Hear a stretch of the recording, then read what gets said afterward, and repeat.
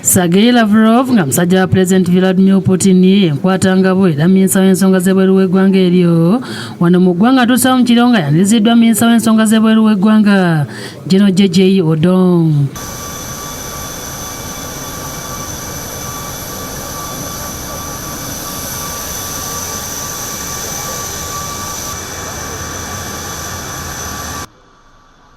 Amtutte butereevu mu maka g'obwa pulezidenti gye bateredde emikono ku ndagaano ez'enjawulo.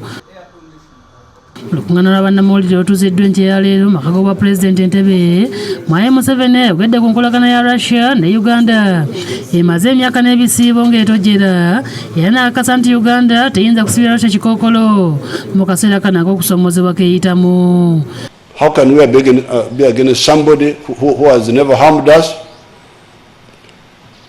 and who instead helped us? Kyokka pulezidenti ategeeza nti wadde nga amawanga gombi gakolagana nnyo mu by'obutebenkevu naye ku mulundi guno ensisinkano eno egenderedde mu kunyweza byansuubulagana era ng'amuyitiddemu mu birime ebisinga okulimibwa kuno.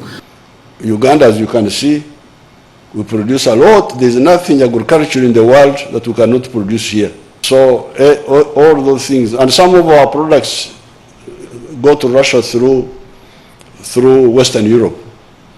But we can now deal directly with you. Mwai Museveni awabudde nti entalo mu mawanga g'abazungu tezitukwatako nga tetusaanye na kuzeyingizaamu. We want to trade with Russia, want to trade with all countries of the world. We don't believe in being enemies of somebody's enemy. No, we want to make our own enemies. Not fight other people's enemies. Waliwo n'enteekateeka y'okuzimba satellite okusobola okulondoola obulungi ebifa amawanga amalala gy'ayogeddeko. We have also talked of cooperating in space science. Uganda would like to have its own small satellite to see what is happening around the globe. Then nuclear energy.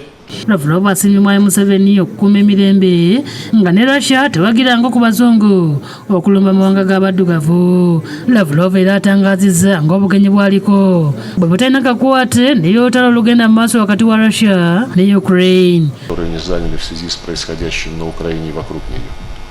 We highly appreciate the well-balanced and responsible position that has taken Uganda together with other African states in the light of the current events in Ukraine. Kyokka Lavrov asambazza ebibajyotekebwako nti olutalo lwa Russia ne Ukraine lwe butabangudde ebyenfuna mu nsi yonna. Практически все без исключения проблемы сваливают на Россию.